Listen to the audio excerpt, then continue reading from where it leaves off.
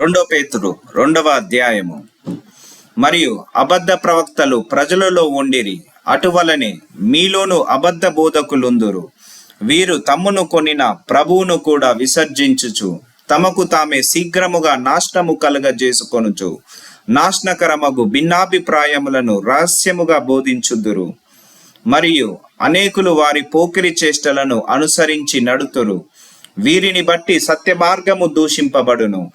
వారు అధిక లోపులై కల్పన వాక్యములు చెప్పుచు మీ వలన లాభము సంపాదించుకొందురు. వారికి పూర్వము నుండి విధింపబడిన తీర్పు ఆలస్యము చేయదు. వారి నాశనముకు నిద్రపోదు. దేవదూతలు పాపము చేసినప్పుడు దేవుడు వారిని విడిచిపెట్టక పాతాళ లోకమంత కటిక చీకటి బిలములోనికి త్రోసి తీర్పుకు కావలిలో ఉంచబడుటకు వారిని అప్పగించెను. మరియు ఆయన పూర్వకాలమందున్న లోకమును విడిచిపెట్టక భక్తిహీనుల సమూహము మీదికి జల ప్రళయమును రప్పించి నప్పుడు నీతిని ప్రకటించిన నోవాహును మరి 7 కాపాడెను. మరియు ఆయన సొదొమ గొమొర్రాలను పట్టణములను భస్మము చేసి ముందుకు భక్తిహీనులగు వారికి వాటిని దుష్టాంతముగా ఉంచుటకై వాటికి నాశనము విధించి దుర్మార్గుల కామ వికారయుక్తమైన నడవడి చేత బహు బాధపడిన నీతిమంతుడగు లోతును తప్పించెను. ఆ నీతిమంతుడు వారి మధ్యను కాపురం ఉండి తాను చూచిన వాటిని బట్టియు వినిన వాటిని బట్టియు వారి అక్రమమైన క్రియల విషయములో దినదినము నీతిగల తన మనస్సుని నొప్పించుకొనుచూ వచ్చెను. భక్తులను శోధనలో నుండి తప్పించుటకును దుర్నీతి పరులను ముఖ్యముగా మలినమైన దురాశ కలిగి శరీరానుసారముగా నడుచుకొనుచు ప్రభుత్వమును నిరాకరించుచు శిక్షలో ఉంచబడిన వారిని తీర్పు దినము వరకు కావలిలో ఉంచుటకును ప్రభువు సమర్థుడు. వీరు తెగువ గల వారును స్వేచ్ఛాపరులునై మహాత్ములను దూషింప వెరకవేయున్నారు.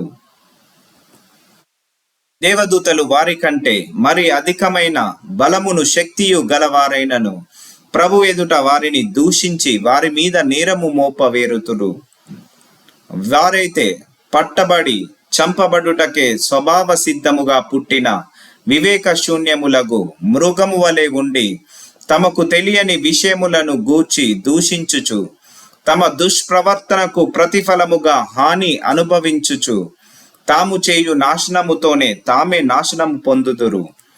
ఒకనాటి సుఖానుభవము సంతోషమని ఎంచుకొందురు. వారు కలంకములను నిందాస్పదములనై తమ ప్రేమ విందులలో మీతో కూడా అన్నపానములు పుచ్చు తమ భోగములయందు సుఖించుదురు. వ్యభిచారిణిని చూచి ఆశించుచు పాపము మానలేని కన్నులు గలవారును అస్థిరులైన వారి మనస్సులను మరలు కోల్పొల్చు లోభిత్వమందు సాధకము చేయబడిన హృదయము గలవారును శాపగ్రస్తులనై ఉండి తిన్నని మార్గమును విడిచి బెయేరు కుమారుడైన బిలాము పోయిన మార్గమును బట్టి త్రోవ తప్పిపోయిరి. ఆ బిలాము దుర్నీతి వలన కలుగు బహుమానమును ప్రేమించెను. అయితే తాను చేసిన అతిక్రమము నిమిత్తము అతడు గద్దింపబడెను. ఎట్లనగా నోరు లేని గార్ధబము మానవ స్వరముతో మాటలాడి ఆ ప్రవక్త యొక్క వెర్రితనము అడ్డగించెను. మీరు నీళ్లలేని బావులను పెనుగాలికి కొట్టుకొని పోవు మేఘములనై ఉన్నారు. వీరి కొరకు గాఢాంధకారము భద్రము చేయబడి ఉన్నది. వీరు వ్యర్థమైన డంబపు మాటలు పలుకుచు తామే శరీర సంబంధమైన దురాశలు గలవారై తప్పు మార్గమందు నడుచు వారిలో నుండి అప్పుడే తప్పించుకొనిన వారిని పోకిరి చేష్టల చేత మరులు కోల్పుచున్నారు. తామే భ్రష్టత్వమునకు దాసులయ్యుండియు అట్టి వారికి స్వాతంత్రము ఇత్తుమని చెప్పుదురు.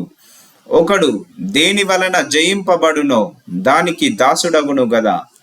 వారు ప్రభువునకు రక్షకుడనైన యేసుక్రీస్తు విషయమైన అనుభవ జ్ఞానము చేత ఈ లోక మాలిన్యములను తప్పించుకొనిన తరువాత మరల వాటిలో చిక్కబడి వాటి చేత జయింపబడిన ఎడల వారి కడవరి స్థితి మొదటి స్థితి కంటే మరి చెడ్డదగును. వారు నీతి మార్గమును అనుభవపూర్వకముగా తెలుసుకొని తమకు అప్పగింపబడిన పరిశుద్ధమైన ఆజ్ఞ నుండి తొలగిపోవుట కంటే ఆ మార్గము అనుభవపూర్వకముగా తెలియక యుండుటయే వారికి మేలు. కుక్క తన ఇంటికి తిరిగినట్టును, కడుగబడిన పంది బురదలో దొర్లుటకు మళ్ళినట్టును అను నిజమైన సామెత చొప్పున వీరికి సంభవించెను.